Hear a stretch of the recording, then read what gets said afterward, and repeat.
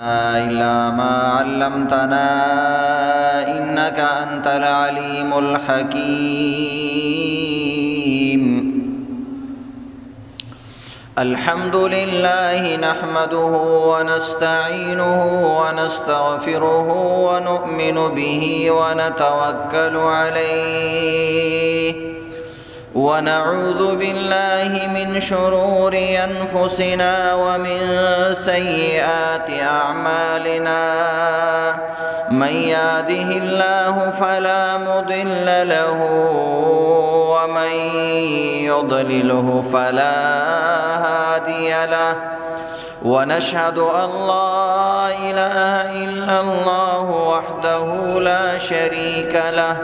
ونشهد أن سيدنا وسندنا ومولانا محمدًا عبده ورسوله أرسله الله تعالى إلى الناس كافة بشيرا ونذيرا وداعيا إلى الله بإذنه وسراجا منيرا. أما بعد فأعوذ بالله من الشيطان الرجيم. بسم الله الرحمن الرحيم.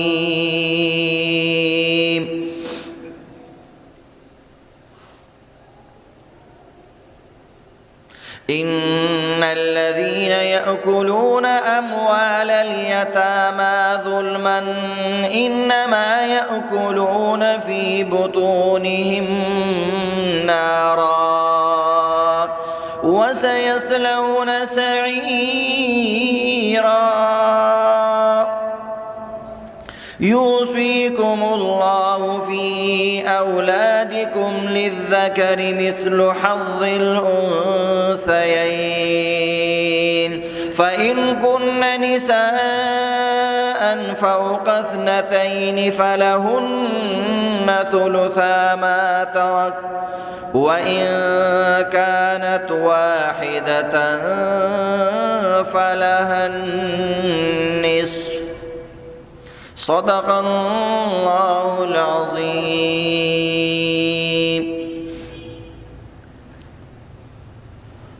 طول حاضرین درود شریف وای.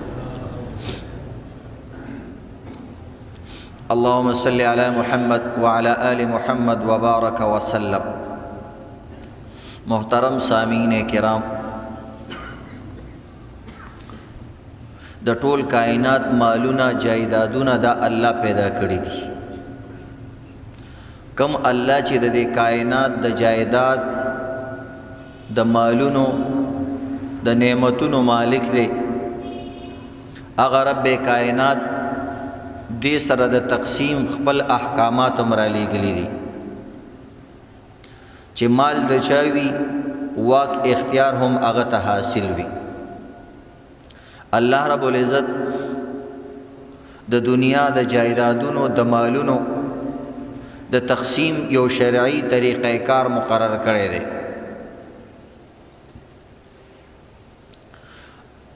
د دنیا ټولو قومونو کې چې یو انسان مړ شي د هغه مال او جایداد پاتې شي، د هغې د تقسیم یو طریقہ کار وي.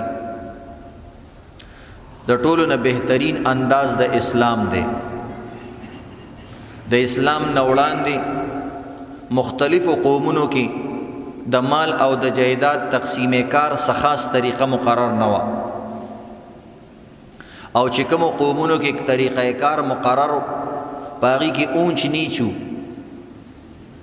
په هغې کې ظلم و، په هغې کې بعضو رشته دارانو له میراث ورکولو بعضو له نه و. نو د دې وجې نه اسلام یو ښکلی طریقه کار مقرر کو،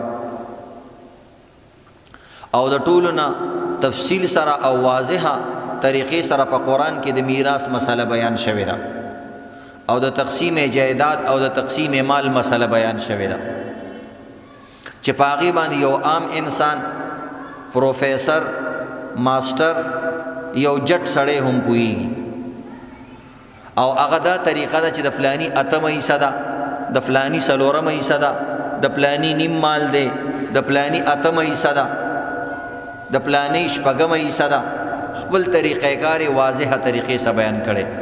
نو څلورمه شپږمه اتمه هر څوک پیژني که کالج سبق یې ویلي او که نه آسان طریقې کار قرآن پاک کې بیان شوی دی. د دې پس منظر سو اول دا خاص احکامات قرآن پاک نازل کړل په نبی علیہ الصلوۃ والسلام باندې. هغه وجه دا وه چې په عربو کې یو د جاهلیت دور یو رواج را روان چې کله به مال تقسیمېدو نو په هغې کې به جینکیانو له حصه نه ورکړی کېده بلکې دا جینکۍ او دا اولاد به هم پکې تقسیمېدو. دیو جنا نبی علیہ الصلوۃ والسلام له یو ځل د سعد ابن ربی کونډه ښځه راله دا وفات شوی او د ښځه نبی علیہ الصلوۃ والسلام لراله او نبی علیہ الصلوۃ والسلام ته شکایت وکړو چې یا رسول الله زما خاوند په احد کې تاسو سره شریک شوی دی او شهید شوی دی او داغه زمانه دوه لوریانی دي او دا هغه رونو او د دې جینۍ ترونه د پلار رونه هغوی ټول مال ځان ته کړی دی او دې جینکیانو له حصه نه ورکوي. نو یا رسول الله زه به د دې جینکیانو پرورش او ودونه څنګه کوم؟ زه خو ښځه یم ما ته جینکۍ را په غاړه دي نو د دې به زه څه چل کوم؟ الله رب العزت آیاتونه راولېږل چې تاسو ښځو له خپلې حصې ورکوئ او په دې باندې ظلم مه کوئ او هغې ته خپل حقونه ورسوئ. نو نبی علیہ الصلوۃ والسلام بے باقاعده طور سره خلق راغوښتي دي او دا مسئله ورته بیان کړې ده. نو دې طریقې سره د میراث یو سلسله روانه شوه او د تقسیم مال او د تقسیم جایداد یو اسلامی قانون جوړ شو او نبی علیہ السلام په زمانه کې ټولو صحابه کرامو په هغې باندې عمل وکړو او د هغې نه پس اولیاء کرامو نیکانو خلکو او په دې دور کې انصاف پسند خلک او د الله نه یریدونکي خلک هم د خپلو لوریانو د خویندو بیبیانو او د میاندو او د رونو د میراث ورکولو باقاعده اهتمام کوي. زمون علماء کرام به حد درجه د دې اهتمام کو. زمون د دیوبند یو عالم تیر شوی حضرت مولانا مفتی محمد شفیع صاحب رحمت الله علیه د هغوی زوی لیکي چې موږ یو ځل پلار لا په ګیلاس کې یا په پیالۍ کې څه چای شربت یا اوبه راوړي نو هغه ورځو کې هغه بیمارو نو چې کله هغه اوسکلی اوبه چای وغیره نو بچو ته یې ویلې دا کپ او دا ګیلاس د خپل مور کمرې ته یوسئ او د هغې په هغه سامان کې کیږدئ. وایي موږ ورته ویلې چې ګوره پلاره تا له دې وخت کې ډېر سټرس اخیستل او دماغو باندې بوج او دباو اچول مناسب نه دي بیماري د دې څه ضرورت دی چې ته پیلۍ ګیلاس او وړو وړو خبرو باندې هم ټینشن علي. هغه ویلې بچیا مسله دا ده چې دا ګیلاس دا پیلۍ او دا سامان ستا د مور حق دی دا زما په پیسو باندې اخیستلی شوي څیزونه نه دي دا هغه سامان دی چې ستاسو د مور په حصه کې دی او داسې نه چې زه مړ شمه تاسو دا څیزونه زما په سامان کې تقسیم کړئ. نو داسې احتیاط به عزتمندو بزرګانو اولیاءو نیکانو خلقو کو. وی ما ورته چې ګوره تاسو له ټینشن نه دی اخیستل پکار که بالفرض دا زمونږ د مور سامان هم دی نو زمونږ مور ژوندی ده او داسې نه چې کم دی تاسو د یو بل تاسو ته وایي حق پاتې شي دومره احتیاط به هغوی کو چې د مړي نه څه شی هم پاتې شي. عزتمندو دا یاد لرئ که هغه جامې دي که کپړې دي که ټوپۍ ده که سپلۍ دي که نوی دی که زوړ څیز دی چې د ده ملکیت او قبضه کې شامل دی په دې باندې د ټولو رشته دارانو حق دی.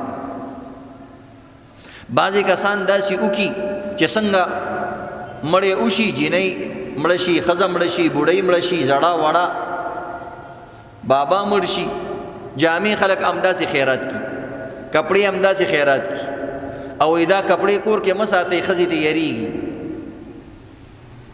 نو د آیات لري عزتمندو په دې ټولو سیزونو کې د ټولو رشتہ دارانو حق دی، د ټولو نه به تپوس کې که بالفرض ماشومان پکې وي نو مشر داسې ویلی شي چې دا کپړې زما په حصه کې واچوئ، ما نه د دې حصه کټ کوي او زه دا خیراتوم نو بیا صحیح ده. نو د هر څیز به د هر چا نه تپوس کوي. لکه مثلا ګوره دلته دې جومات ته موږ راځو د هر چا چپلې پرتې دي، نو موږ خو د چا چپلې نه شو وړی که نه، که د چا چپلې دې اوچتې کړې که ته دا خو معمولي شان څیز دی، یکدم دې د ګریوان نه نیسي وایي غل دی، دې ته موږ غلا وایو. ولې ورته غلا وایو؟ دا پردی ملک دی، د بل چا څیز دی.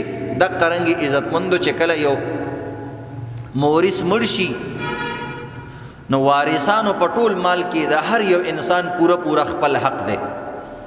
که یو انسان ته یو څیز سیټ ته کوي نو دا داسې دی لکه چې د دې نورو په حصه کې غلا کوي، دا غل دی. او غلا عزتمندو خلک د پردونه چې کوي څومره معیوب ګڼي او بد ګڼي، نو سوچو که چې د خپل رشتہ دار نه انسان غلا کوي هغه څومره بد ګڼل پکار دي. یو چرسی پوډري یو یا نالایق او نافرمان بچی چې د کور نه غلا کوي څومره مور او پلار پریشانی. دا صوفیانه طریقې سره غلا ده چې د بل میراث ووهه. نو خیرات هم نشي کولی فوراً د مال د مور پلار په مال کې چې وفات شي، چې کله پکې نابالغه موجودی یا یو کس اجازت نه ورکوي نو ته په هغې کې خیرات هم نشي کولی. ها البته یو انسان د خپل طرف نه په خپله حصه کې یا د خپل مال نه مور او پلار پسې خیرات کوي، 1000 خیراتونه دي وکړي، نو شریعت تا د خیرات نه منع کوي. ته خپل ټول دکان خو پلار پسې خیرات کا، هیڅ خبره نه، طالب الله اجر درکوي.